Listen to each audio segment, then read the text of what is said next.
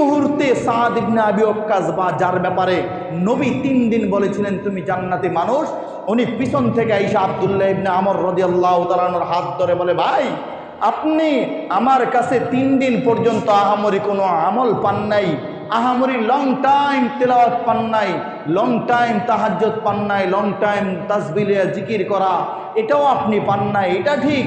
তবে শোনেন ভাই, আমি একটা আমল করি, সেটা হলো দুনিয়ার কোনো মানুষের ব্যাপারে আমি সাদের দিলের ভিতরে হিংসা নাই।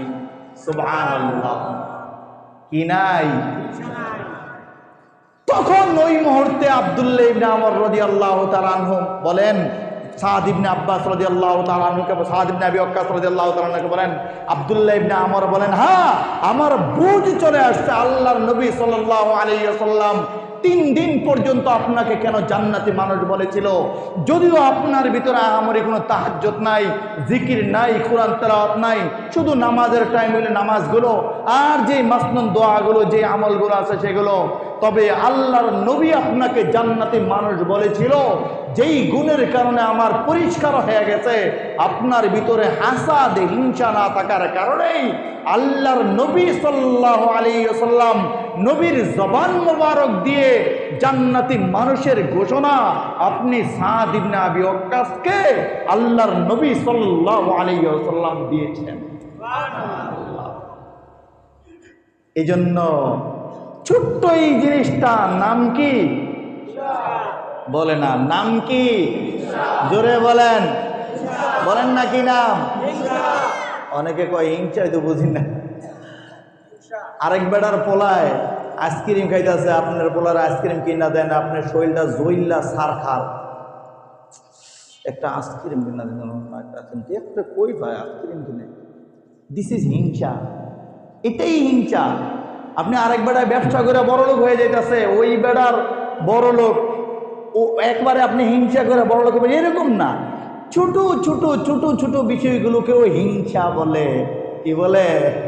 আপনার ছেলেরে বিয়া করাইছেন, বউটা একটু ভালো পড়ে নাই, পাশের বাড়ির রহিমের পোলায় বিয়া করতে বউটা সুন্দর, আপনি কোন দিন রহিমের পোলার বউয়ের আর রহিমের মাল লগে ঝগড়া লাগাইবেন, এইলে আপনার পুরা অস্থির অবস্থা, যে কোন দিন সংসারটা আবার ভাঙবেন, অস্থির অবস্থা।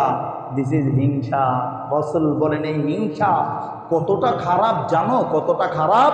লাকড়ি এক জায়গায় জমা করলে আগুন জ্বালায়া দিলে লাকড়িগুলো যেমন পুইরা ছাই হয়ে যায়, রাসূল বলেন একজন মানুষের দিলের ভিতরে যদি হিংসা থাকে, ওই হিংসা তার সব নেক আমলকে বরবাদ করে দেয়। নাউযুবিল্লাহ। এর বিপরীতে হিংসা যদি কারো ভিতরে না থাকে, তাহলে লোকটা কি হবে? বলে না, কি হবে? তার ঘোষণা তো রাসূল দিবেন। ওই যেটা বললাম, যে এই ঘটনা সাদ ইবনে আবি ওয়াক্কাস এবং আব্দুল্লাহ ইবনে আমর রাদিয়াল্লাহু তাআলা আনহুর, আল্লাহ তাআলা আমাদের সবাইকে এই দিলটা পরিষ্কার করার মতো সেই তৌফিক আল্লাহ আমাদের সবাইকে দান করে। বলেন আমিন। আরেকটা আওয়াজ দিয়ে বলেন আমিন। আল্লাহ তাআলা কিয়ামত পর্যন্ত আমাদের বংশে যারা আসবে সবাই এই দিলটা যেন হিংসা মুক্ত থাকে, সেই তৌফিক যেন আল্লাহ আমাদের সবাইকে দান করেন। বলেন আমিন। ওয়া আখিরু দাওয়ানা আলহামদুলিল্লাহি রাব্বিল আলামিন।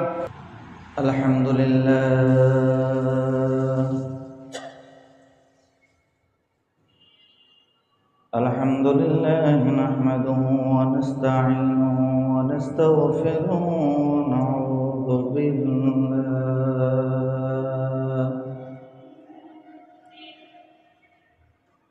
ওয়া নাউযু বিল্লাহ মিন শুরুরি আনফুসিনা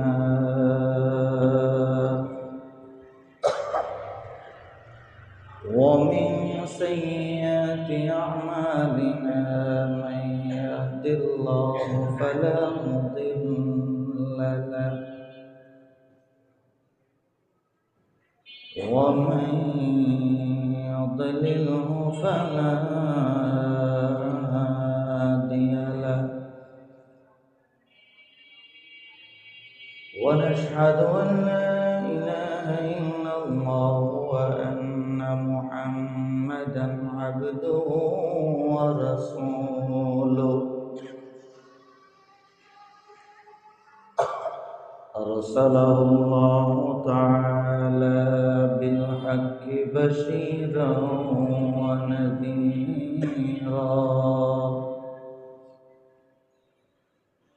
وداعيا إلى الله بإذنه وسراجا منيرا أما بعد فأعوذ بالله من الشيطان الرجيم بسم الله الرحمن الرحيم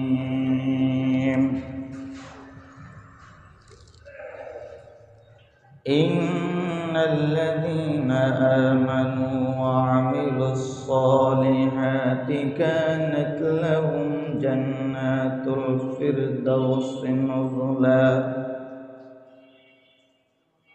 خالدين فيها لا يبغون عنها حولا صدق الله مولانا العظيم وصدق رسوله النبي الكريم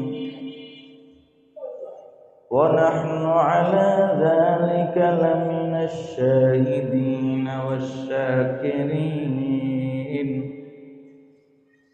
والحمد لله رب العالمين. وقال تعالى في شان حبيبه ومحبوبه مخبرا وآمنا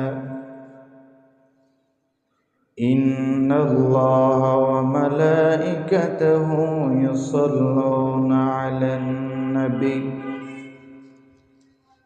يا أيها الذين آمنوا صلوا عليه وسلموا تسليما محبت درود إبراهيم پڑھی اللهم صل على محمد وعلى آل محمد كما صليت على إبراهيم وعلى آل إبراهيم إنك حميد مجيد اللهم بارك على محمد وعلى آل محمد كما باركت على إبراهيم وعلى آل إبراهيم إنك حميد مجيد لا إله إلا الله لا إله إلا الله لا إله إلا الله لا إله إلا الله لا إله إلا الله لا إله إلا الله لا إله إلا الله محمد رسول الله صلى الله عليه وسلم الحمد لله মহান আল্লাহ তাআলার দরবারে অসংখ্য গণিত শুকর ও সুজুদ যেই মহান রব্বুল আলামিন দয়া করে মায়া করে রহম করে ইহসান করে ভালোবেসে আমাকে আপনাকে সকল প্রকারের বালা মুসিবত থেকে হেফাজত রেখে দুশ্চিন্তা থেকে হেফাজত রেখে যেই চিন্তা যেই মন মানসিকতা মানুষকে ইবাদত থেকে দূরে সরাইয়া দেয় রবের হুকুম আহকাম থেকে সরাইয়া দেয় দীন ইসলাম আমাল থেকে সরাইয়া দেয় এমন চিন্তা ভাবনা থেকে মুক্ত রেখে হেফাজত রেখে যেই মহান আল্লাহ তাআলা আমাদেরকে 10 জায়গা থেকে 10 ঘর থেকে 10 মহল্লা থেকে একমাত্র মহান আল্লাহর হুকুম পালন করার উদ্দেশ্যে মসজিদে আসার বসার মতো তৌফিক আর নিয়ামত যে আল্লাহ আমাদেরকে দান করলেন, সেই মহান মাবুদের দরবারে, রব্বে কাবার দরবারে, রব্বুল আলামিনের দরবারে, রব্বুল ইজ্জাতের দরবারে অন্তরের অন্তঃস্থল থেকে কালিমাতুশ শুকর আদায় করি, জবান খুলে আওয়াজ দিয়ে উচ্চ কণ্ঠে বলি আলহামদুলিল্লাহ। লক্ষ কোটি দুরুদ সালাম আকে নামদার তাজদার মদিনা জনাব মোহাম্মদ মুস্তাফা আহমদ মুস্তাফা রসুল আরবি সরকার আলম সঈদুল মুরসালিন রহমাতুল্লিল আলামিন শাফিউল মুজনবিন নবী আজম হুজুর আকরাম জনাব মুহাম্মদুর রাসূলুল্লাহ সাল্লাল্লাহু আলাইহি ওয়াসাল্লামের উপর, সেই সাথে আমরা কৃতজ্ঞতা জ্ঞাপন করছি সাহাবায়ে কেরাম রাদিয়াল্লাহু তাআলা আনহুম আজমাইনদের, যাদের মেহনতের কারণে দ্বীন ইসলাম ঈমান পেয়েছি, কোরআন পেয়েছি। আল্লাহ তাআলা আমাদেরকে সহ কিয়ামত পর্যন্ত আনেওয়ালা সকল উম্মত মুহাম্মদীকে ওই সকল সাহাবায়ে কেরাম রাদিয়াল্লাহু তাআলা আনহুম আজমাইনদের রেখে যাওয়া পথ মত দিক অনুসরণ অনুকরণ করে দুনিয়ার সুখ শান্তি সফলতার পাশাপাশি চিরস্থায়ী শান্তি জান্নাত যেন অর্জন করতে পারি, মহান আল্লাহ তাআলা যেন দয়া মায়া করে আমাদের জন্য বানানো জান্নাতটা তিনার হাবিব সাল্লাল্লাহু আলাইহি ওয়াসাল্লামের উসিলায় আমাদেরকে দান করেন, বলেন আমিন। মুআজ্জাজ হাজিরিন, আল্লাহ তাআলা বড় দয়া মায়া ইহসান করে আমাদেরকে এই পর্যন্ত হায়াত দান করেছেন। যদি আল্লাহ তাআলা চাইতেন তো আমাদেরকে হায়াত না দিয়ে ইচ্ছে করলে গত এই অল্প 2-3 ঘন্টা আগে 10টা 49 মিনিট 50 মিনিট 49 মিনিটে 1 মিনিটের যে ভূমিকম্প বা তারও একটু কম যেই ভূমিকম্প হয়েছে, ইচ্ছে করলে পুরান ঢাকার ওই 3 জন লোক না, ইচ্ছে করলে আল্লাহ তাআলা গোটা বাংলাদেশের সব মানুষকে জমিন থেকে নিয়ে যাইতে পারতেন। কিন্তু আল্লাহ তাআলা বড় দয়া মায়া রহমার করম ইহসান হইছে, রহমতের নজর হইছে বিদায় আল্লাহ তাআলা এত বড় একটা মুসিবত, মনে হয় অনেক মানুষ আছে আমরা জীবনের প্রথম এত বড় ভূমিকম্প দেখলাম। তো এত বড় একটা মুসিবত থেকে আল্লাহ তাআলা আমাদেরকে বাঁচায়া রাখছেন। বলেন, এটা যদি আল্লাহর রহমত না হইতো তাইলে সম্ভব ছিল বাঁচার? একমাত্র আল্লাহ তাআলার রহমত হইছে বিদায় আল্লাহ আমাদের বিল্ডিং গুলোকে, ঘরগুলোকে এভাবে হরকত করায়া, নাড়াচাড়া করায়া রব এরপরে আবার এটাকে থামায় দিয়া সব মানুষগুলোকে যেন রহমতের কোলে নিয়া পৃথিবীটাকে ঠান্ডা করে দিছেন। একবার বলেন না সুবহানাল্লাহ। আপনি এটা মানেন, মানার কথাই, না মানার কোনো সিস্টেম নাই। 1 মিনিটও হয় নাই তার কম লড়াচড়ায় যদি একটা বিল্ডিং এর কিছু অংশ পইরা মানুষ 3 জন মইরা যায়, বিশ্বের বহু দেশে এমন আছে 1 মিনিটের কম সময়েই নাড়াচাড়া দিয়া দেশ পুরা অর্ধেক দেশই ধ্বংস হয়ে যায়। এর তুলনায় আল্লাহ তাআলা ইচ্ছে করলে পারতেন না আমাদের ভূমিকম্পটারে আরো 1-1.5 মিনিট বাড়াইতেন? এটা আল্লাহ পারতেন না? কিন্তু আল্লাহ তাআলা মনে হয় যেন তাকায় দেখে আসমান থেকে, আল্লাহ তাআলা আরশে আজিম থেকে তাকায় তাকায় দেখেন বান্দাদেরকে আমি আল্লাহ তাআলা 1 মিনিটের কম সময় ঝাঁকুনি দেওয়ার কারণে, ভূমিকম্প দেওয়ার কারণে যেই পরিমাণে দুনিয়ার মানুষগুলো কালিমা পড়তে শুরু করেছে, আল্লাহকে আল্লাহ বলতে শুরু করেছে, আমার মনে হয় এই কারণে মানুষের জবানে আল্লাহর নাম বের হওয়ার কারণে মানুষের জবান দিয়া কালিমা বের হওয়ার কারণে, ছোট ছোট বাচ্চাগুলো কান্না করার কারণে আল্লাহর রহমতের দরিয়ায় মনে হয় একটু নাড়া পড়ছে আমাদের জন্য। এই জন্য আল্লাহ ভূমিকম্পটারে বন্ধ করে দিয়া বাংলাদেশকে শান্তি করে দিয়েছেন। এটাই আল্লাহ বুঝাইতে চান বান্দাদেরকে, বান্দা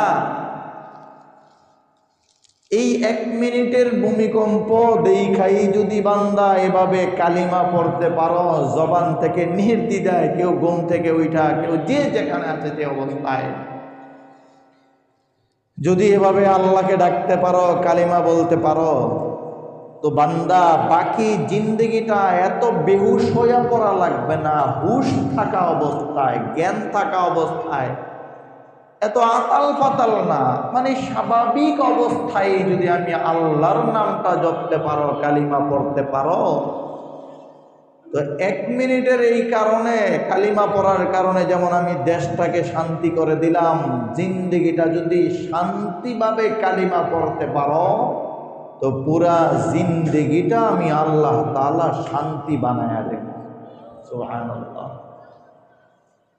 এরপরে আল্লাহ বলেন, বান্দা পুরা জিন্দগি, দুনিয়ার জিন্দগিটাই যে আমি শান্তি করে দিব, শুধু এটাই শেষ না, বরং আমি আল্লাহ তাআলা এই কালিমার কারণে, আমি আল্লাহকে স্মরণ করার কারণে দুনিয়ার জিন্দগি তো আমি আল্লাহ সাজায় দিব এবং শান্তি স্থির করে দিব। ভূমিকম্পর পরে যেমন স্থির হয়েছে, তো ভূমিকম্পে কালিমা পড়ার কারণে যেরকম আমি আল্লাহর দয়া হইয়া দেশকে স্থির করে দিলাম, বাকি জিন্দগিটাও যদি কালিমা পড়তে পারো, তো দুনিয়ার জিন্দগি স্থির করার পাশাপাশি পরকালের জীবনটাও আমি আল্লাহ তোমার কালিমার কারণে স্থির করে দিব, সুন্দর করে দিব। সুবহানাল্লাহ। এমন হয় না এই যে আমরা বহু মানুষ আছি ফজর নামাজ পড়ি নাই, বলেন না, হয় নাই? এমন বহু আছি আমরা। আচ্ছা বলেন তো, কে জানতো যে এই লোকটা হয়তো বাজার থেকে বের হয়েছে কোনো কারণে, হয়তো বাজার করবে বা অন্য কোনো কারণে বের হয়েছে? কে জানতো যে উনি বের হয়েছে এই 30 সেকেন্ড 40 সেকেন্ডের মধ্যে মরে যাবে, 3 জন মানুষ চলে যাবে? আল্লাহ না করুক, আল্লাহ না করুক, আল্লাহ শাহাদাতের মর্যাদা দান করুক। যেই ভাইয়েরা আজকে ভূমিকম্পে ইন্তেকাল করেছেন, শহীদ হইলেন, যারা অস্বাভাবিক মৃত্যু হয় রাসূল বলেছেন তাদেরকে আল্লাহ শহীদে হুকমির মর্যাদা দান করেন। সুবহানাল্লাহ, সুবহানাল্লাহ। কালকে বললেন বাড়িতে গিয়ে, বলেন না আওয়াজ দিয়ে সুবহানাল্লাহ।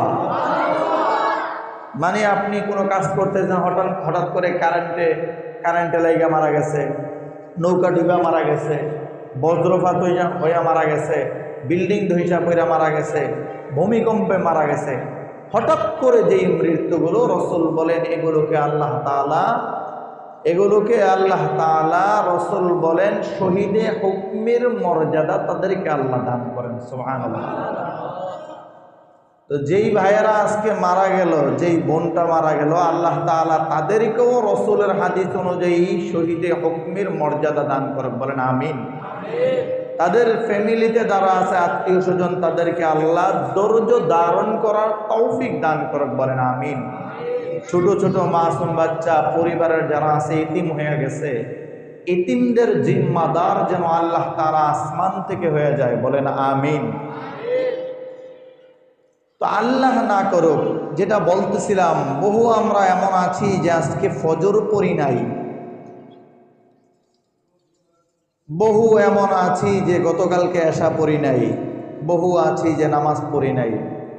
আচ্ছা বলেন দোস্ত, আপনাকে কি আল্লাহ বলছেন যে আপনি অন্তত আরো 5 বছর থাকবেন, আরো 5 বছর পর্যন্ত আপনি এরপরে নামাজগুলো কাজা করতে পারবেন, ফজর, জোহর, আসর, মাগরিব, এশা কাজা করতে পারবেন, এরপরে আপনার কাছে আজরাইল পাঠাবো, এরকম কি কোনো লিস্ট আল্লাহ আমাদেরকে দিয়েছেন?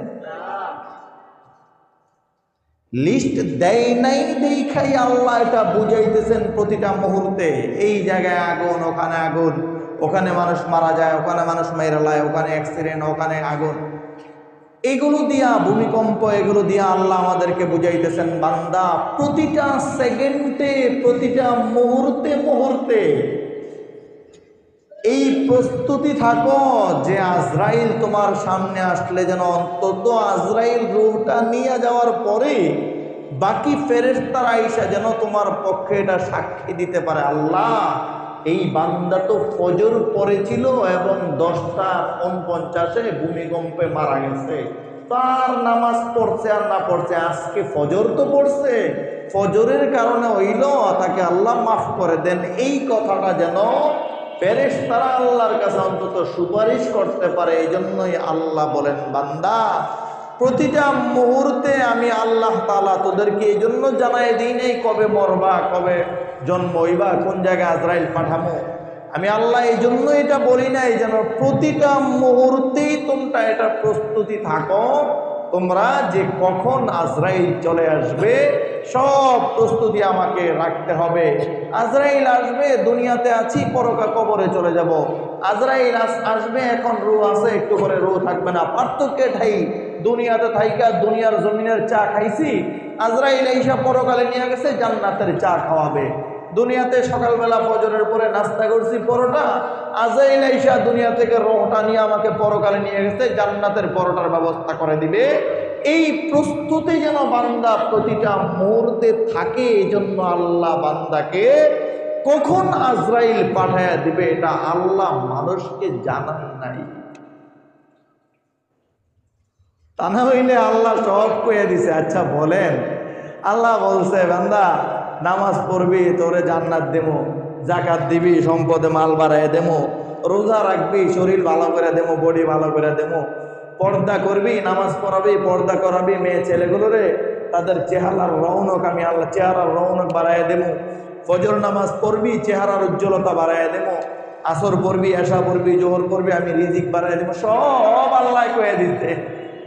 কিন্তু আল্লাহ তো এটাও বলতে পারতেন, বান্দা জন্ম হওয়ার পর থেকে তুমি গণতে থাকো ক্যালেন্ডারে 60 বছরের মাথায় মরবা না 40 বছরের মাথায় মরবা, এটা আল্লাহ জানায় দিতে পারতো। আব্দুল্লাহ জন্ম হয়েছে, ক্যালেন্ডারে লেখা রাখো আজ থেকে 40 বছর পরে মারা যাবে। জন্ম হয়েছে, লেখা রাখো 18 বছর পরে মারা যাবে। কিন্তু আল্লাহ জানান না, এই জন্য বান্দা না জানেই আমি দেখলাম তোরা বেপরোয়া, কোনো খেল নাই। আজরাইল মনে হয় তোদেরকে কইয়া গেছে আজরাইল আগামী 6 বছর আর আইব না তোদের কাছে।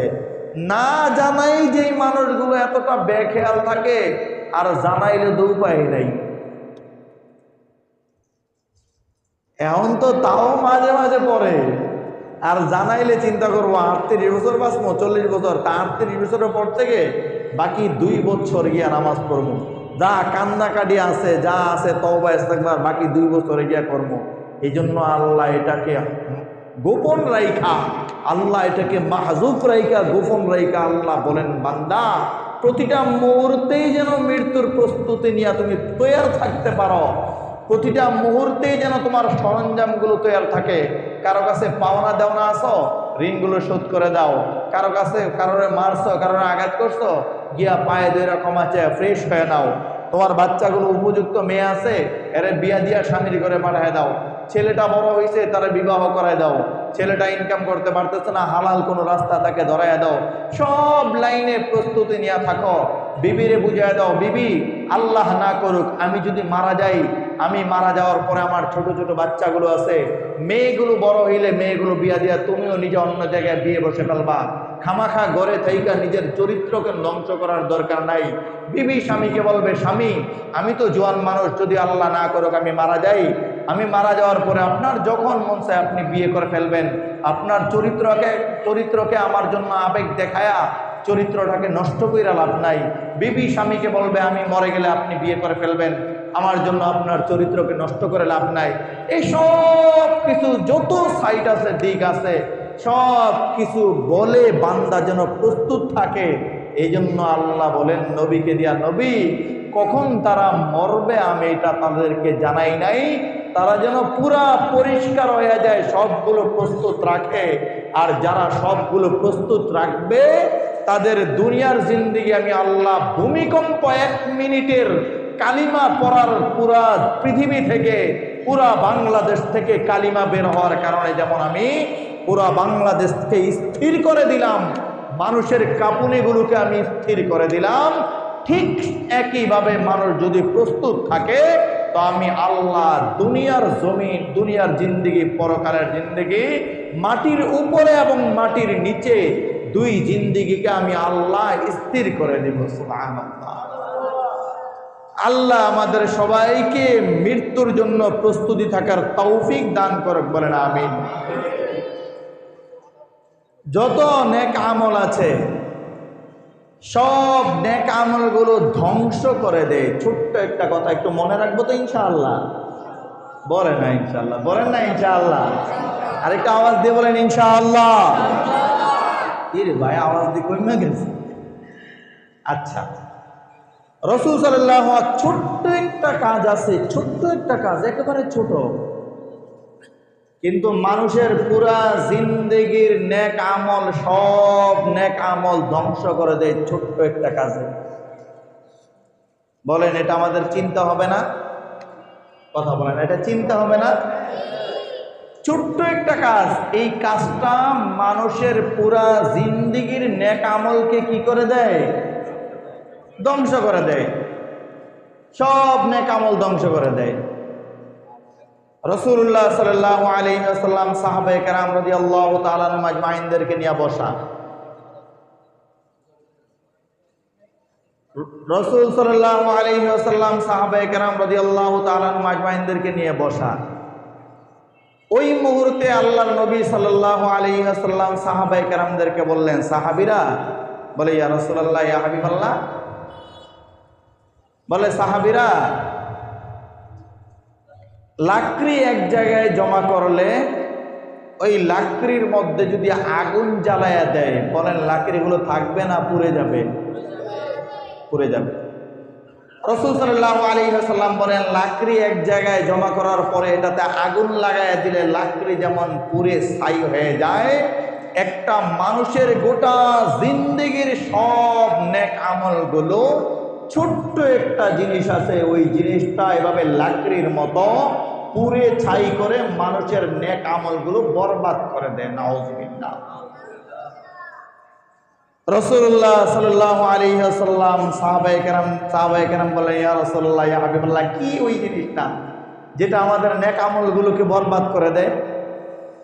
সাহাবায়ে কেরাম রাদিয়াল্লাহু তাআলা আনহু আজমাইন বলার পরে আল্লাহর নবী সাল্লাল্লাহু আলাইহি ওয়াসাল্লাম বললেন সাহাবীদেরকে, সাহাবীরা, ওই যেই জিনিসটা মানুষের পুরা জিন্দেগির সেজদা, আওয়াবিন, তাসবিহ, রুকু, সেজদা, কোরআন তেলাওয়াত, সব নেক আমল যেই জিনিসটা ধ্বংস করে দেয়, ওই জিনিসটার নাম হলো হাসাদ, হিংসা।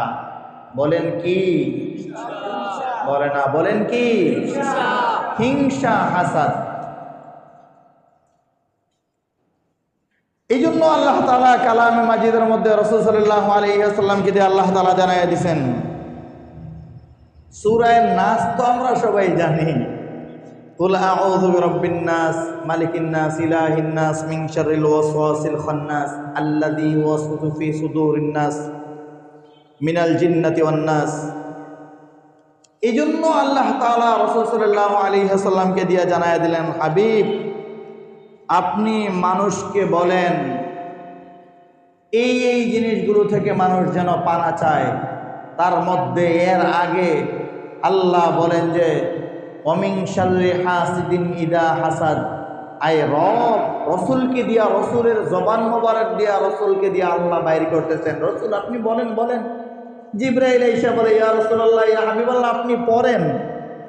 বলে কি পড়ব? বলে আপনি পড়েন, ওমিন শাররি হাসিদিন ইদা হাসাদ, কুল আউযু বিরাব্বিল ফালাক, মিন শাররি মা খালাক, ওমিন শাররি গাসিকিন ইদা ওয়াকাব, ওমিন শাররিন নাফাসাতি ফিল উকাদ, ওমিন শাররি হাসিদিন ইদা হাসাদ। এখানে শেষ। এরপরে আইসা জিবরাইল আবার আইসা বলে, রসুল আরো কিছু বাকি আছে, আল্লাহ আপনাকে আরো পড়তে বলছে। বলে কি? বলে কুল আউযু বিরাব্বিন নাস, মালিকিন নাস, ইলাহিন নাস, মিন শাররিল ওয়াসওয়াসিল খান্নাস। মানে রসুল আপনি এই এই জিনিসগুলো থেকে আল্লাহর কাছে পানা চান। ওখানে আল্লাহ তাআলা জিবরাইলকে দিয়া বললেন, জিবরাইল আমার নবীকে গিয়া জানায়া দাও, ওয়ামিন শাররি হাসিদিন ইদা হাসাদ, যারা হাসাদ করনেওয়ালা, হিংসা করনেওয়ালা, তাদের হিংসা করা থেকে যেন রসুল পানা চায়, কিয়ামত পর্যন্ত আনেওয়ালা উম্মত গুলোকে যেন বলে, উম্মত কোনো বিষয়ে হিংসা করিও না, বরং তোমাকে নিয়ে যারা হিংসা করতেছে তাদের কাছ থেকে তুমি পানা চাইবা কার কাছে?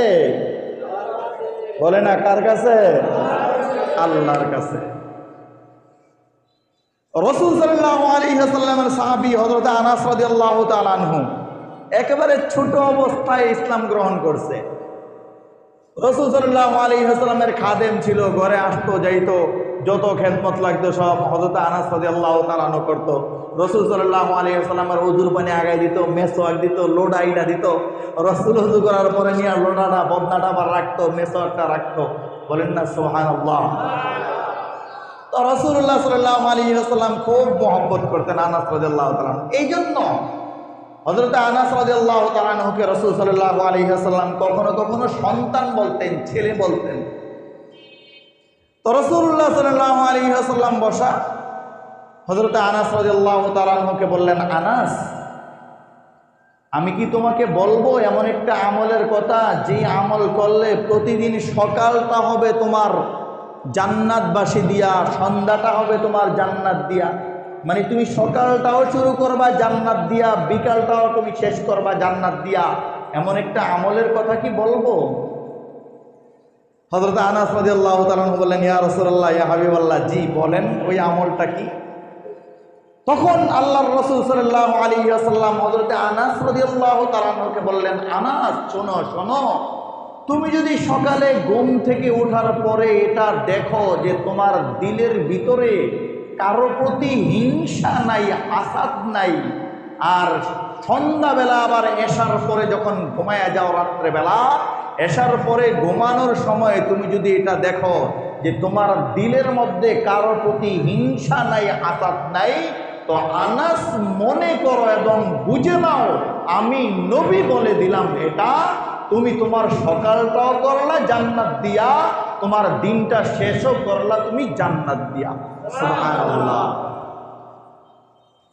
ছোট্ট একটা জিনিস, আসলে বুঝেন, হিংসা এমন একটা জিনিস, হাসাদ এমন একটা জিনিস যেটা আসলে করলে মানুষ উপকার পায় না। এটা দিয়া শুধু নিজে যিনি হিংসা করে ওনার গতি, উনি টুপিটা কিনলো এত দাম, এত এমন টুপিটা কিনলো, এমন সুন্দর টুপিটা কিনলো, উত্তম তুই টুপি কিনলো কি, টুপিটা তো কিনলো কই, জুতা কিনলো কই থেকে।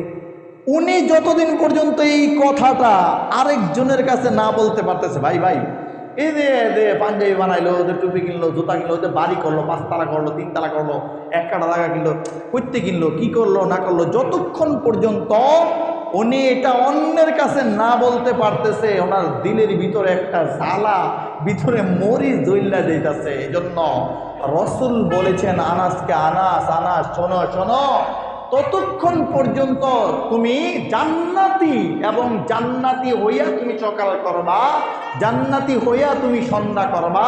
তুমি সকালে ঘুম থেকে ওঠার পরে তোমার দিলের ভিতরে যদি কারো প্রতি হিংসা না থাকে, হাসাদ না থাকে, আনাস আনাস বুঝো তোমার সকালটা হইছে জান্নাতবাসী হিসাবে।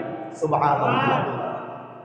এরপরে রাসূল বলেন, আবার ঘুম যাওয়ার সময় যদি তোমার দিলের ভিতরে কারো প্রতি হিংসা না থাকে, হাসাদ না থাকে, আনাস বুঝে নাও তুমি ঘুমাইতেছো জান্নাতবাসী হয়ে। সুবহানাল্লাহ। আল্লাহ তাআলা আমাদের সবাইকে হিংসা হাসাদ থেকে হেফাজত রাখো, বলেন আমিন।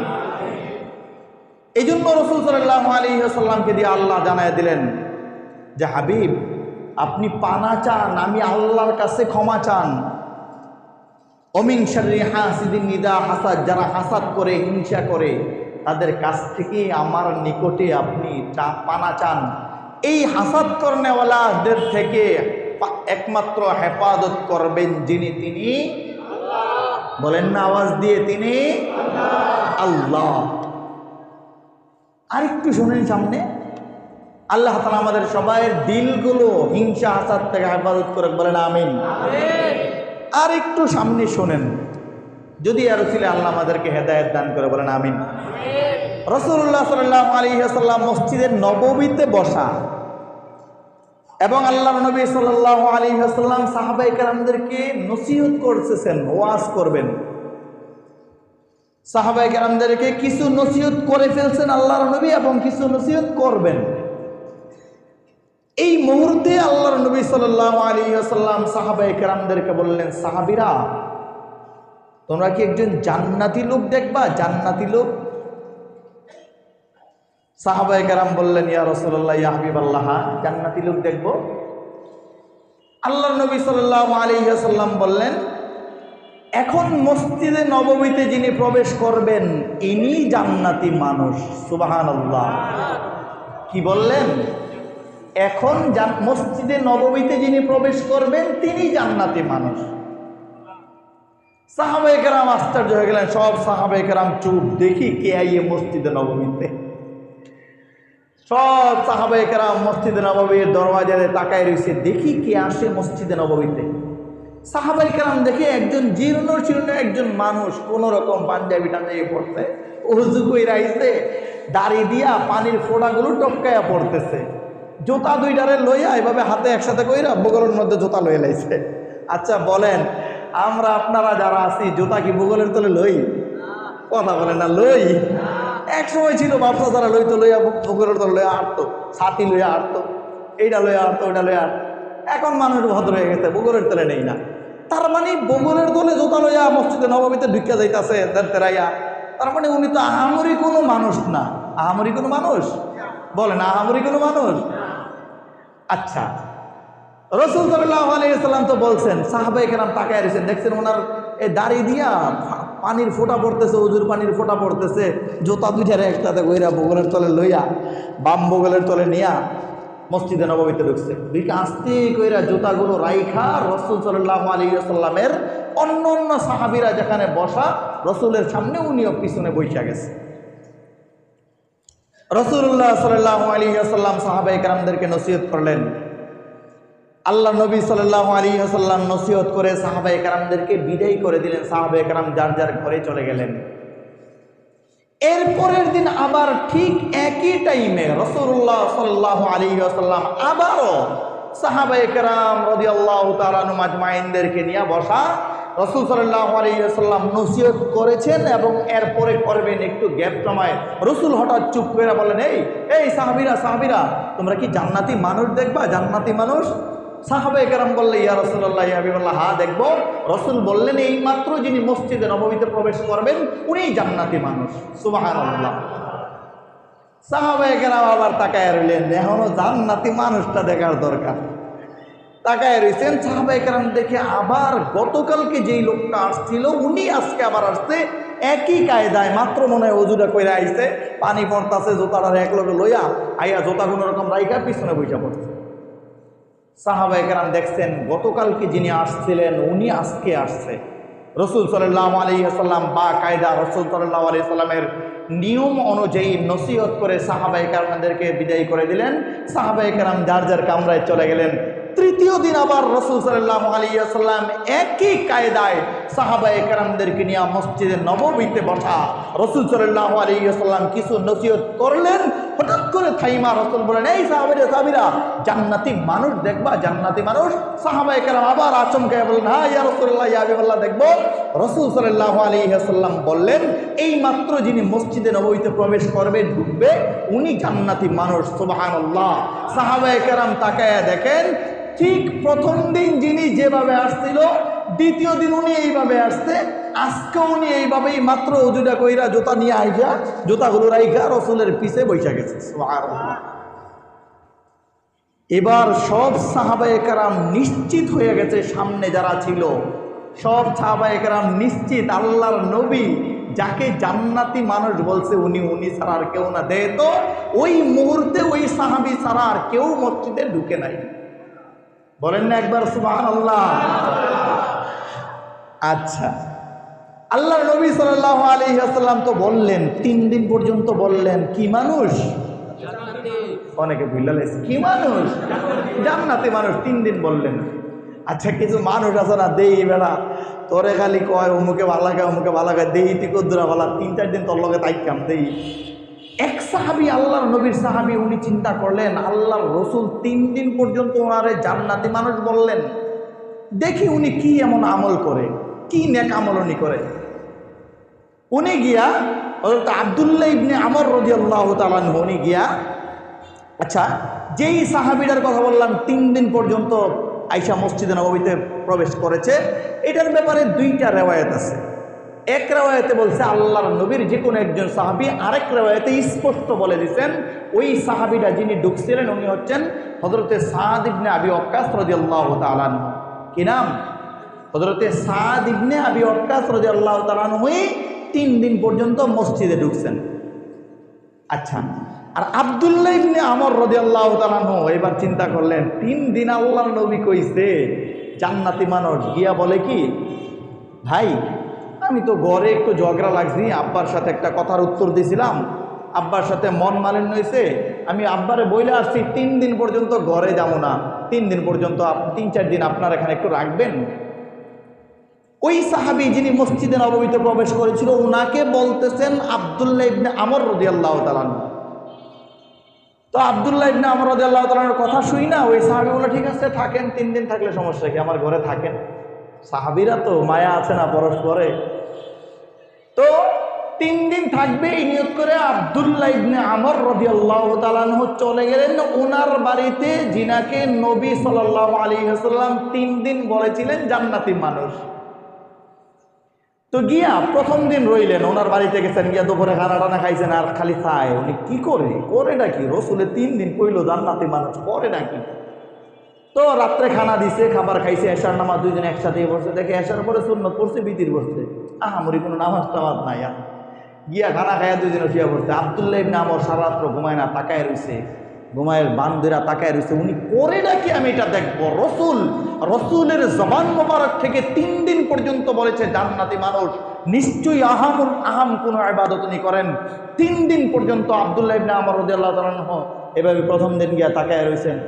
রাত্রে কোনো তাহাজ্জুদ মাহাজ্জুদ নাই, ফজরের আজান দিছে আবার উঠা গেছে, উঠা উজু কইরা মসজিদে চলে গেছে। আব্দুল্লাহ ইবনে আমর লগে লগে চলে গেছে, সারাদিন রইছে, ভাত খাওয়াইছে, নাস্তা খাওয়াইছে, রাত্রে খাওয়াইছে, দুপুরে খাওয়াইছে, এনে গেছে ওনে গেছে, লগে লগে লয়ে গেছে। কারণ আব্দুল্লাহ ইবনে আমর বলছে আমি বাইর যাবো না, 3 দিন না কইরেইছে আব্বারে।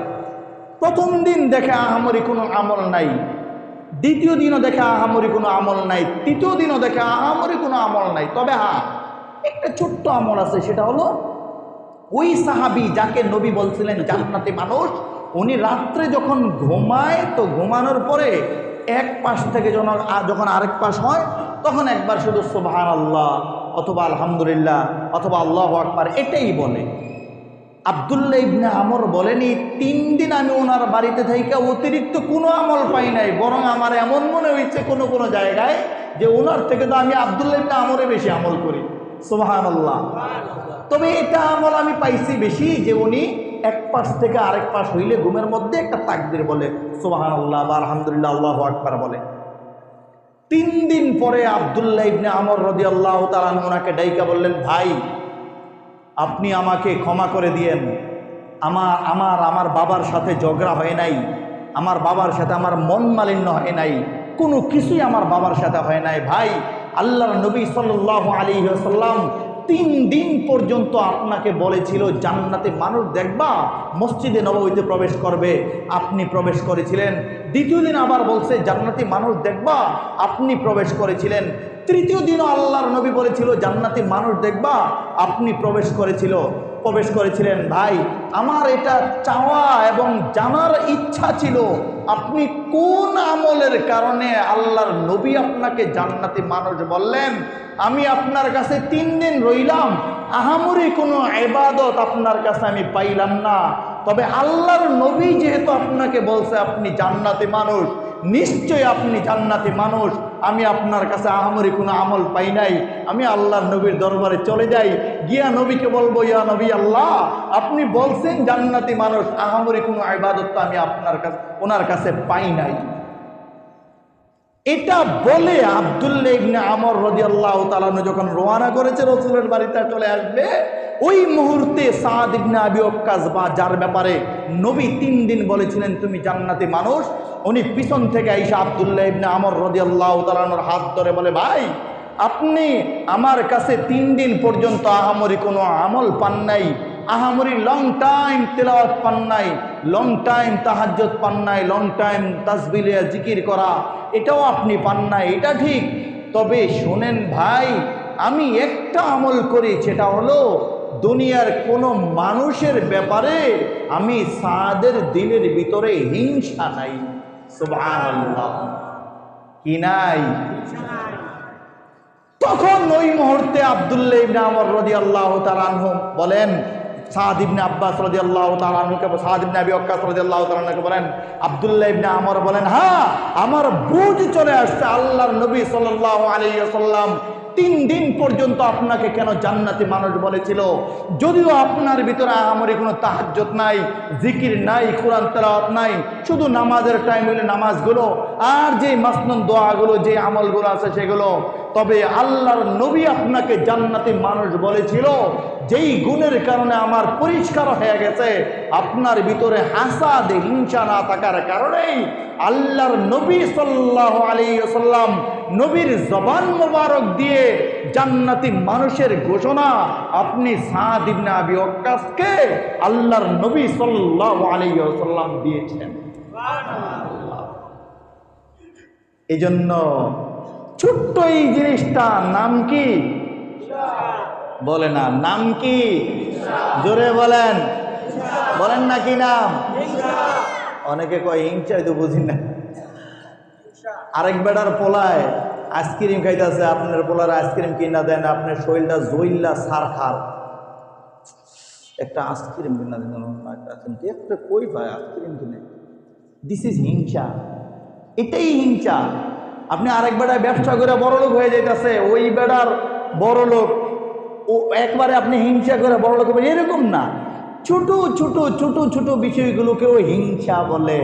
কি বলে? আপনার ছেলেরে বিয়া করাইছেন, বউটা একটু ভালো পড়ে নাই, পাশের বাড়ির রহিমের পোলায় বিয়া করতে, বউটা সুন্দর, আপনি কোন দিন রহিমের পোলার বউয়ের আর রহিমের মাল লগে ঝগড়া লাগাইবেন, এইলে আপনার পুরা অস্থির অবস্থা, যে কোন দিন সংসারটা আবার ভাঙবেন, অস্থির অবস্থা। দিস ইজ হিংসা। রাসূল বলেন এই হিংসা কতটা খারাপ জানো? কতটা খারাপ? লাকড়ি এক জায়গায় জমা করলে আগুন জ্বালায়া দিলে লাকড়িগুলো যেমন পুইরা ছাই হয়ে যায়, রাসূল বলেন একজন মানুষের দিলের ভিতরে যদি হিংসা থাকে, ওই হিংসা তার সব নেক আমলকে বরবাদ করে দেয়। নাউযুবিল্লাহ। এর বিপরীতে হিংসা যদি কারো ভিতরে না থাকে, তাহলে লোকটা কি হবে? বলে না, কি হবে? তার ঘোষণা তো রাসূল দিবেন। এই যেটা বললাম, যে এই ঘটনা সাদ ইবনে আবি ওয়াক্কাস এবং আব্দুল্লাহ ইবনে আমর রাদিয়াল্লাহু তাআলা আনহুর, আল্লাহ তাআলা আমাদের সবাইকে এই দিলটা পরিষ্কার করার মতো সেই তৌফিক আল্লাহ আমাদের সবাইকে দান করে। বলেন আমিন। আরেকটা আওয়াজ দিয়ে বলেন আমিন। আল্লাহ তাআলা কিয়ামত পর্যন্ত আমাদের বংশে যারা আসবে সবাই এই দিলটা যেন হিংসা মুক্ত থাকে, সেই তৌফিক যেন আল্লাহ আমাদের সবাইকে দান করেন। বলেন আমিন। ওয়া আখিরু দাওয়ানা আলহামদুলিল্লাহি রাব্বিল আলামিন।